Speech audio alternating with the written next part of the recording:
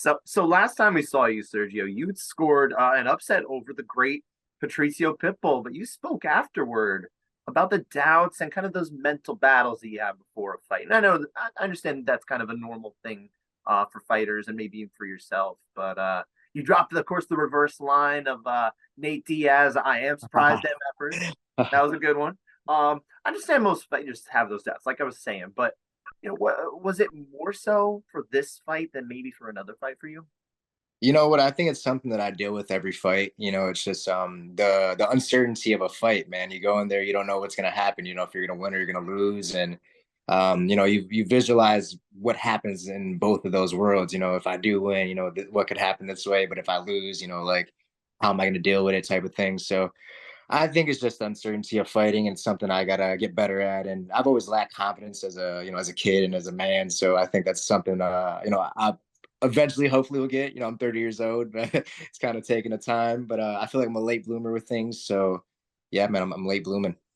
Have some of your teammates or maybe your brother Anthony, have they given you kind of you know advice on how to maybe be more confident and kind of really just kind of bring that out of you? I'm sure you're better than you used to Yeah, yeah. I mean, my coaches and them always tell me, if you fight, with the belief, you being the best in the world, you'll be the best in the world. And just me as an athlete, I feel like I'm always trying to progress and always trying to get better at things. So I'm my own worst critic.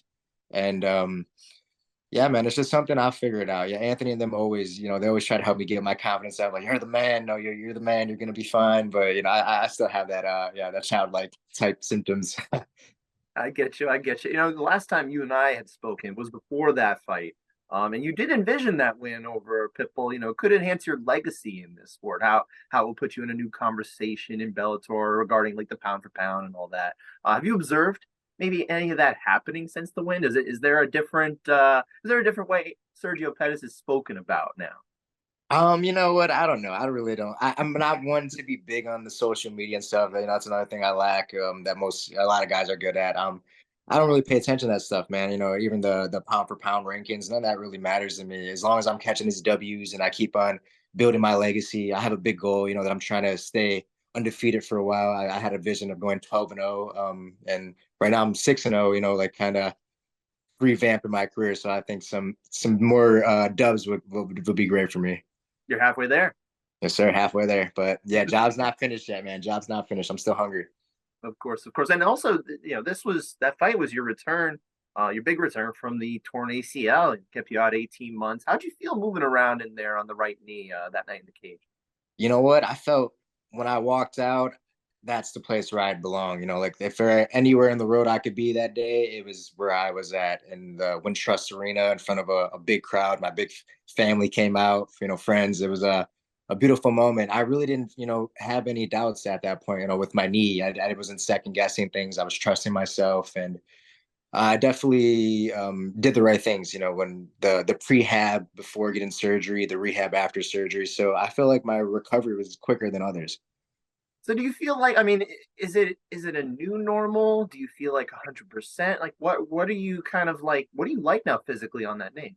Yeah, I mean, it's definitely a new normal. It's not what it used to be, but it made me be smarter with training. Making the adjustments. Not fighting every day in the gym. Picking and choosing my battles, picking and choosing my people that I'm training with. So kind of a blessing in disguise, man. I think this injury is gonna create some more longevity for my career. To really be smart with my options and be smart with what I'm doing.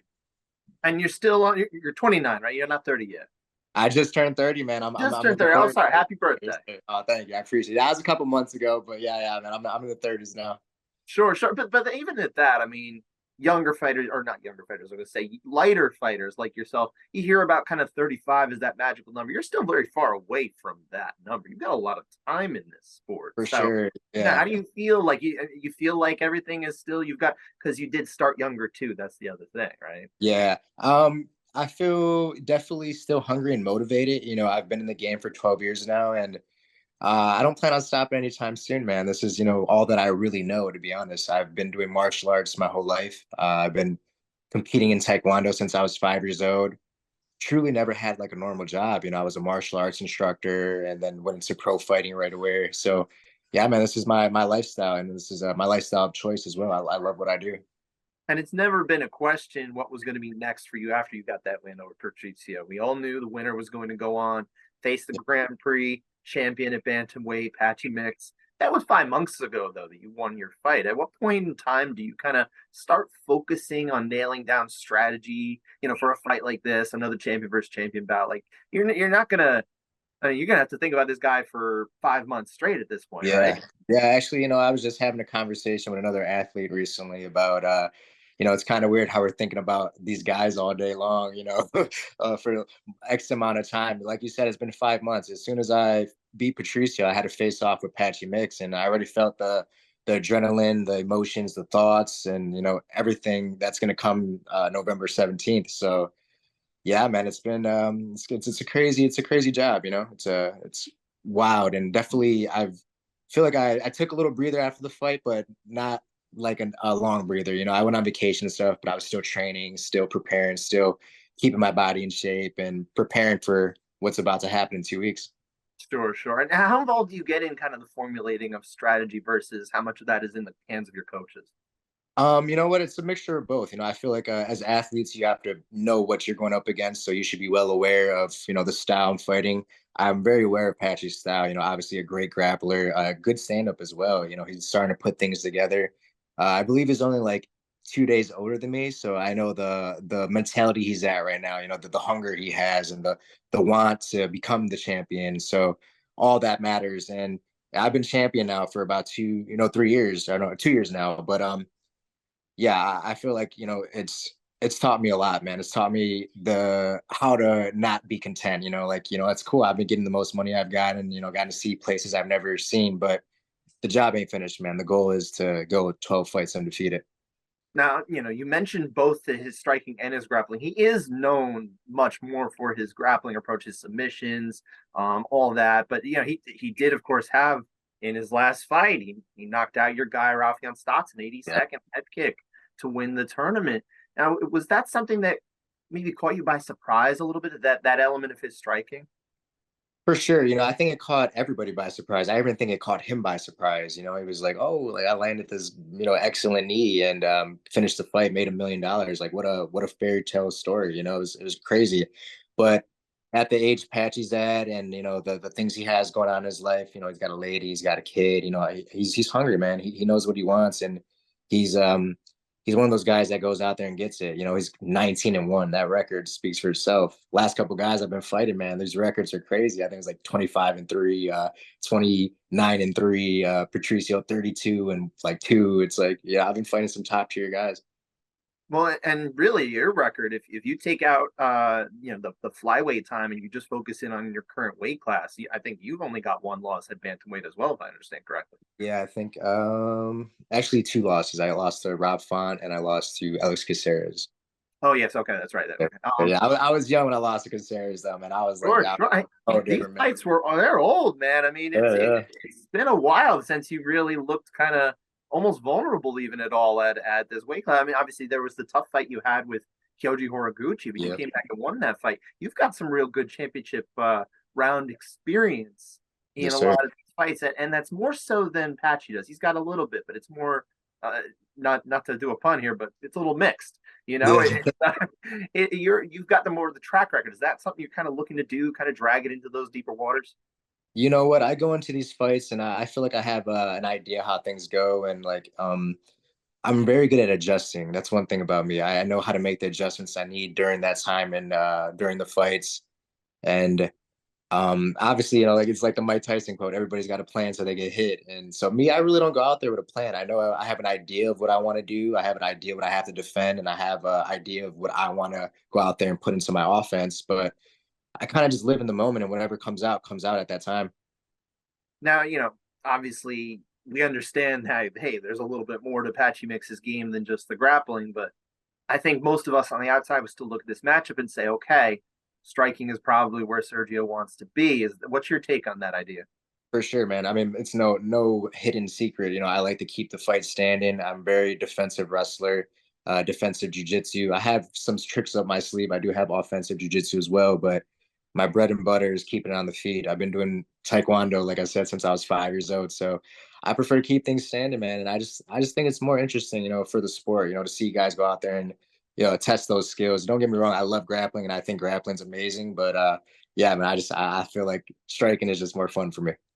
You talk about the Taekwondo and how much that's been a part of your life. And, I was talking with your brother Anthony maybe a year or two ago about at the family get-togethers, you guys would used to have these little like brawls and that kind of thing, right? Was that like really? It was all just like the striking martial arts against each other in those days. Yeah, I mean, we would a little bit of both. We had some cousins that boxed as well, so we dabbled with boxing and obviously doing taekwondo sparring. We used to go at it a lot. And Anthony used to always just bully me when I was a kid. He was the tougher older brother that made sure I was toughening up. And yeah, man, it was definitely interesting lifestyle growing up with some martial artists as brothers. For sure, for sure. Now, I was looking at there's no odds for Bellator 301 yet. We don't know who kind of like the betting stuff is, and I'm sure you don't get wrapped up in that anyway. But I did look over at Tapology. You got like a member poll up here, right? And they're at this point they're looking at 2-1 in Mix's favor. I don't know how you react to that kind of thing, but before the Pitbull fight, you gave me a little spelling lesson. That spoiler starts with SP, your initials. You ready to play that role again? Spoiler. Yeah, man, I like being the underdog. I'm only 5'5", so of course everybody's gonna overlook me. It makes sense. But when I go in there and I compete, I turn into a different animal. I feel people they start to see what I really have and what I'm capable of doing. I've been overlooked my whole life, and I'm okay with it, man. I like it actually. It puts a chip on my shoulder. I think that's why I still continue to do this with the passion that I have because people don't know how truly good I am, and the crazy thing is I don't know how truly good I am as well. I feel in my 30s, you guys are going to see what Sergio Pettis is capable of doing. And I plan on leaving a legacy behind, man. I'm not just, a younger brother to a great martial artist. I'm a great martial artist myself. And things are coming together, man. Things are really coming together. And the last question I have for you is it's kind of the elephant in the room.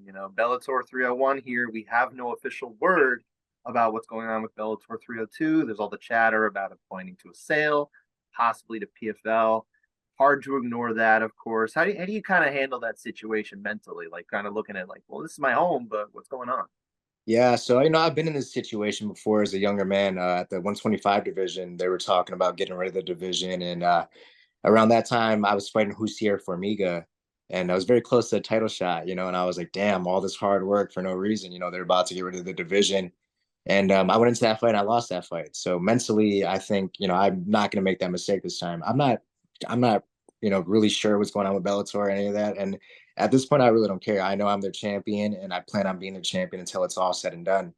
So definitely cool now that I have kind of some certainty where things are going to go. But, I'm okay. I adapt in life. I adapt in the cage, and I'm just going to keep on adapting, man. I plan on being in this game for a while. I'm only 30 years old, and yeah, man, I plan on going until it's all said and done.